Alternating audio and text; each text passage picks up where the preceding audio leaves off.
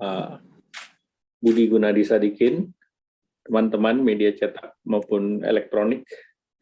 Seperti tadi disampaikan oleh Pak Menko Marinvest, bahwa arahan Bapak Presiden bahwa pandemi COVID ini perlu dipotong mata rantainya, dan untuk memotong mata rantai ini Bapak Presiden memimpin langsung terkait dengan kegiatan PPKM, dan PPKM ini akan terus berlaku dan berlangsung selama pandemi COVID-19 masih bersama kita. Dan Bapak Presiden juga sudah memberikan arahan bahwa levelnya, apakah itu level 1, 2, 3, atau 4, tergantung pada kondisi daerah masing-masing. Dan ini berlaku untuk di Jawa setiap 1 minggu, dan di luar Jawa 2 minggu sekali. Dan ini dilakukan evaluasi oleh Bapak Presiden di setiap minggunya. Tentu terkait dengan kesiapan tersebut, kita ketahui bersama bahwa di luar Jawa Bali itu mencakup wilayah yang sangat luas dan juga mencakup 3 waktu, yaitu waktu Indonesia Barat, Tengah, dan Timur.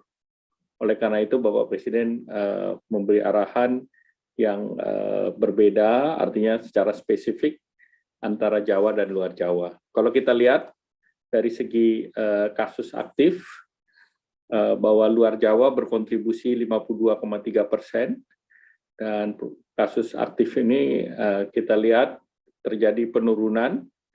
Kalau kita lihat dari Sumatera, itu share nasionalnya 14,31%, recovery rate atau kesembuhannya adalah 84,4%, kasus meninggalnya adalah 3,27%, dan share nasional terhadap kasus aktif adalah 24,23%, dan penurunan kasus dari tanggal 9 sampai 23 Agustus adalah minus 25,72%. Kemudian kalau kita lihat di Nusa Tenggara, kontribusi terhadap nasionalnya adalah 2%, kemudian kesembuhannya adalah 89,51%, kemudian fatality rate-nya adalah 2,2%, kemudian terhadap kasus aktif secara nasional adalah 2,33%, dan kasusnya turun antara 9 sampai 23 adalah minus 47,57%.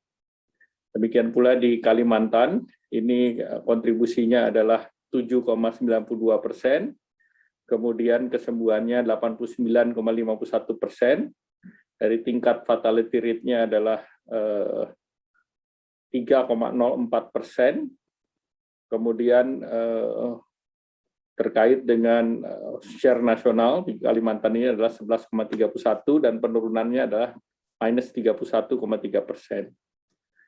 Terkait dengan Sulawesi, kontribusinya terhadap nasional 5,35%, kasus kesembuhannya adalah 85,02%, tingkat fatality rate-nya adalah 2,41%, dan terkait dengan penurunan kasus aktif dari tanggal 9 sampai 23 Agustus adalah minus 31,3%. Kemudian kalau kita bicara Sulawesi, ini kasusnya 5,35%, recovery rate-nya 85%, kemudian kasus aktifnya 9,23, dan penurunannya minus 21,07.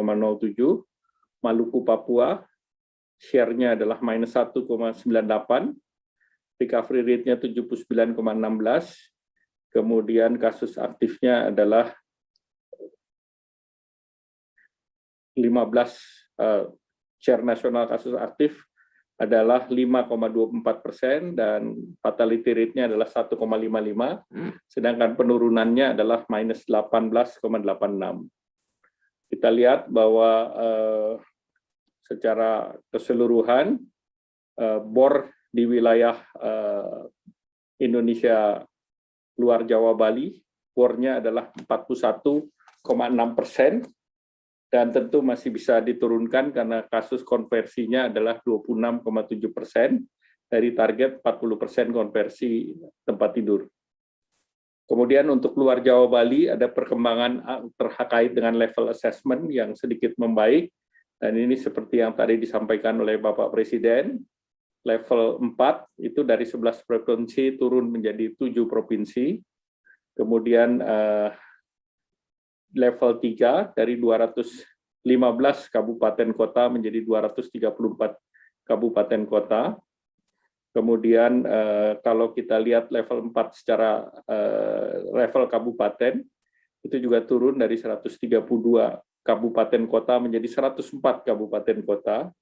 Sedangkan yang di level 2 dari 39 kabupaten kota juga menjadi 48 kabupaten kota.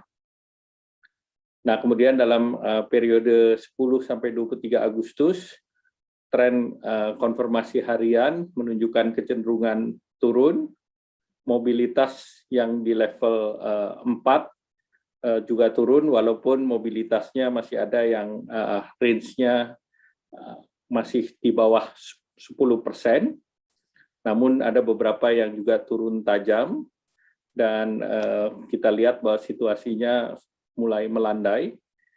Dan dari 45 kabupaten kota yang menerapkan PPKM level 4, ini terdapat 11 kabupaten kota yang turun dari level 4 menjadi level 3 atau membaik, yaitu Bengkulu Utara, Merangin, Barito Kuala, Tulang Bawang Barat, Lampung Selatan, Lampung Barat, Ende, Sika, Siak, Rokan Hulu, dan Kota Dumai. Sisa 34 kabupaten tetap berada di level assessment 4, sehingga tetap berada di level 4, dan ini nanti akan dituangkan di dalam instruksi Mendagri, bahwa perpanjangan akan dilakukan di luar Jawa Bali 24 Agustus sampai dengan 6 September, dan perpanjangan ini seluruhnya detailnya jumlah kabupaten kotanya akan ada dalam instruksi Mendagri. Kemudian dari segi kegiatan penyeimbangan gas dan rem, beberapa penyesuaian pengaturan di PPKM level 4 di luar Jawa Bali adalah sebagai berikut, di mana tempat kerja perkantoran 25% work from office dengan prokes ketat, dan bila menjadi klaster ditutup 5 hari. Tempat ibadah diperkenankan ibadah maksimum 25% dengan kapasitas 30 orang maksimum, jadi 25% atau maksimum 30 dengan prokes ketat.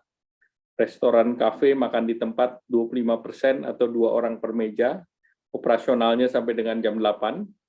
Kemudian terkait dengan mall sampai jam 20, maksimum 50% dengan prokes dan diatur dalam Pemda. Tempat taman atau wisata 25% dengan kapasitas dan prokes ketat. Fasilitas umum juga 25% dengan kapasitas ketat. Kegiatan seni budaya olahraga 25% dari kapasitas maksimum. Resepsi maksimum 30 orang, dan ini diharapkan juga dibatasi terkait dengan hajatan. Industri orientasi ekspor beroperasi 100% beserta dengan sektor penunjangnya dengan prokes ketat, dan apabila menjadi klaster baru akan ditutup 5 hari.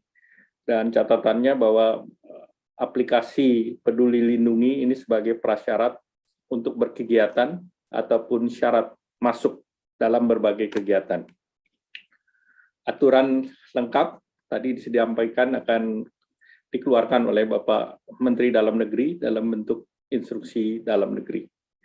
Upaya lanjutan penanganan COVID dan pemulihan ekonomi nasional, testing diharapkan terus dapat ditingkatkan, dan testing ini mengikuti kepada perkembangan kasus, bukan untuk screening di berbasis lokasi, tetapi tracing yang berbasis pada instruksi Mendagri, minimal dilacak 10 kali daripada kasus.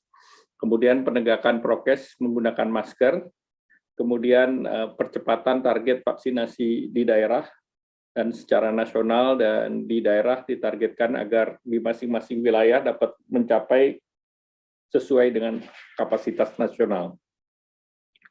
Di hilir menjaga BOR, terutama isolasi terpusat, dan di luar Jawa Bali isolasi terpusat ini sudah tersedia sebanyak 40.983 tempat tidur, dengan bed occupancy rate sebesar 27% per 21 Agustus, dan disediakan kapal isoter, yaitu kapal isolasi terpusat dari Pelni. Tersedia 3.596 tempat tidur yang tersebar di 6 wilayah Nusantara, yaitu di Medan ini sudah mulai dioperasikan, KM Bukit Raya 463 tempat tidur, di Lampung dalam proses KM Lawit 437 tempat tidur, di Makassar KM Umsini sudah beroperasi 849 tempat tidur, kemudian di Bitung ini juga sudah mulai beroperasi 458 tempat tidur, Sorong KM Srimau 460 tempat tidur, dan di Jayapura KM Tidar 929 tempat tidur yang terus akan dipersiapkan sampai dengan PON. Nah, tentu dari segi program jaringan pengaman sosial dapat kami sampaikan program bantuan beras Bulog 10 kg per keluarga ini dari target 28,8 juta, tahap pertama sudah diselesaikan dan disalurkan kepada 20 juta keluarga. Tahap kedua 8,8 juta dalam proses penyaluran. Bantuan subsidi upah 1 juta per pekerja. Targetnya 8,8 juta di sektor non-kritikal di PPKM level 3 dan 4 yang disalurkan dalam 5 tahap. Dan tahap pertama 947.669 penerima sudah selesai. Tahap kedua 1,25 juta mulai disalurkan pada tanggal 19 Agustus kemarin. Banpres Usaha Mikro atau BPUM per tanggal 11 Agustus realisasinya 14,21 triliun terhadap 11,84 juta pelaku usaha mikro, dan ini sekitar 92,52% dari total anggaran sebesar 15,36 triliun. Kemudian kartu prakerja sudah dibuka gelombang ke-18 yang mendaftar sejumlah 3.181.661, yang eligible sebesar 2.038.300,